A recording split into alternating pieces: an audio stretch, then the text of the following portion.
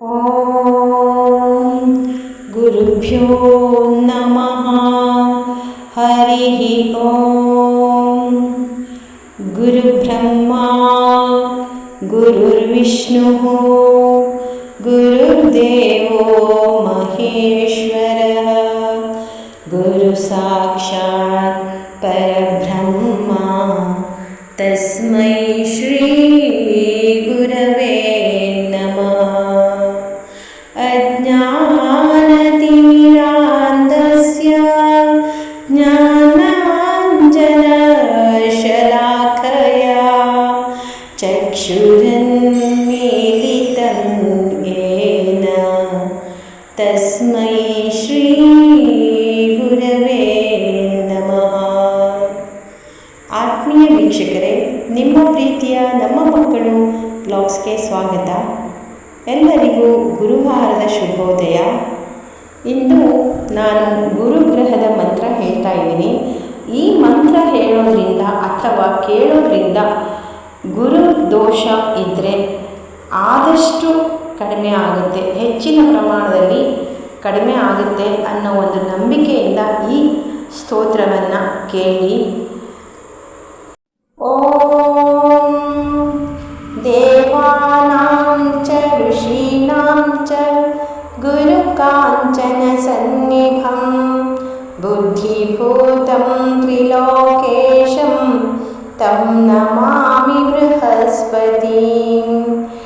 ಓಂ ದೇವಾನಾಂ ಚ ಋಷೀಣಾಂ ಚ ಗುರುಕಾಂಚನ ಸನ್ನಿಭಂ ಬುದ್ಧಿಭೂತಂ ತ್ರಿಲೋಕೇಶಂ ತಂ ನಮಾಮಿ ಬೃಹಸ್ಪತಿಂ. ಓಂ ದೇವಾನಾಂ ಚ ಋಷೀಣಾಂ ಚ ಗುರುಂ ಕಾಂಚನ ಸನ್ನಿಭಂ ಬುದ್ಧಿಭೂತಂ ತ್ರಿಲೋಕೇಶಂ ತಂ ನಮಾಮಿ ಬೃಹಸ್ಪತಿಂ. ಓಂ ದೇವಾನಾಂ ಚ ಋಷೀಣಾಂ ಚ ಗುರುಂ ಕಾಂಚನ ಸನ್ನಿಭಂ ಬುದ್ಧಿಭೂತಂ ತ್ರಿಲೋಕೇಶಂ ತಂ ನಮಾಮಿ ಬೃಹಸ್ಪತಿಂ.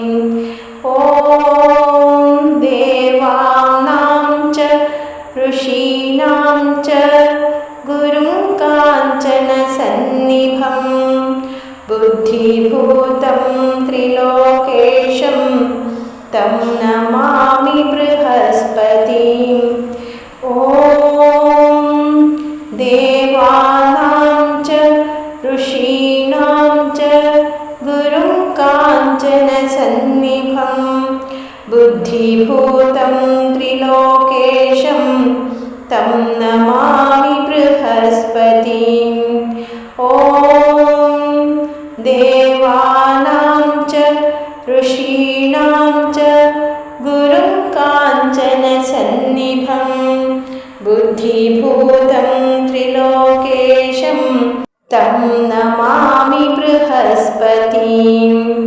ಓಂ ದೇವಾನಾಂ ಚ ಋಷೀಣಾಂ ಚ ಗುರುಂ ಕಾಂಚನ ಸನ್ನಿಭಂ ಬುದ್ಧಿಭೂತಂ ತ್ರಿಲೋಕೇಶಂ ತಂ ನಮಾಮಿ ಬೃಹಸ್ಪತಿಂ.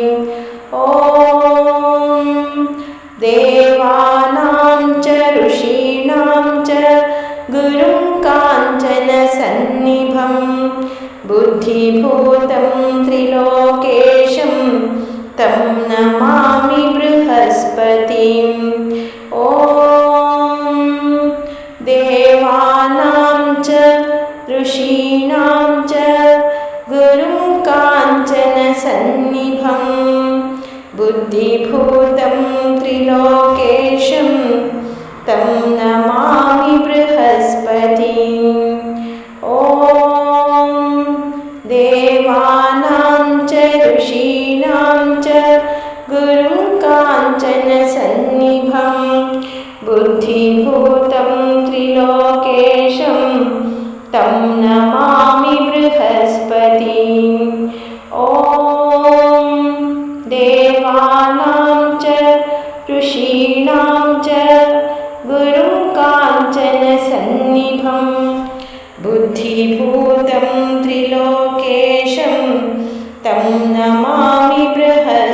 ॐ देवानां च ऋषीणां च गुरुं काञ्चनसन्निभं बुद्धिभूतं त्रिलोकेशं तं नमामि बृहस्पतिम् ॐ देवानां च ऋषीणां च गुरुं काञ्चनसन्निभं बुद्धिभूतं त्रिलोकेशं तं नमामि बृहस्पतिम् ॐ देवानां च ऋषीणां च गुरुं काञ्चनसन्निभं बुद्धिभूतं त्रिलोकेशं तं नमामि बृहस्पतिम् ॐ देवानां च ऋषीणां च गुरुं काञ्चनसन्निभं बुद्धिभूतं त्रिलोकेशं तं नमामि बृहस्पतिम् ॐ देवानां च ऋषीणां च गुरुं काञ्चनसन्निभं बुद्धिभूतं त्रिलोकेशं तं नमामि बृहस्पतिम् ॐ देवानां च ऋषीणां च गुरुं काञ्चनसन्निभं बुद्धिभूतं त्रिलोकेशं तं नमामि बृहस्पतिम् ॐ देवानां च ऋषीणां च गुरुं काञ्चनसन्निभं बुद्धिभूतं त्रिलोकेशं तं नमामि बृहस्पतिम् ॐ देवानां च ऋषीणां च गुरुं काञ्चनसन्निभं बुद्धिभूतं त्रिलोकेशं तं नमामि बृहस्पतिम् ॐ देवानां च ऋषीणां च गुरुं काञ्चनसन्निभं बुद्धिभूतं त्रिलोकेशं तं नमामि बೃಹಸ್ಪತಿಮ್. ಕೇಳಿದ್ರಲ್ಲ ವೀಕ್ಷಕರೇ, ಗುರುಗ್ರಹದ ದೋಷ ಇದ್ದರೆ ಅದನ್ನು ಸ್ವಲ್ಪ ಮಟ್ಟಿಗಾದರೂ ಕಡಿಮೆ ಮಾಡಿಕೊಳ್ಳಲು ಈ ಸ್ತೋತ್ರ ತುಂಬ ಉಪಯುಕ್ತವಾಗಿದೆ. ನಿತ್ಯ ಕೇಳಿ. ಈ ಸ್ತೋತ್ರ ಕೇಳಿದ್ದಕ್ಕೆ ನಿಮಗೆಲ್ಲ ಧನ್ಯವಾದಗಳು.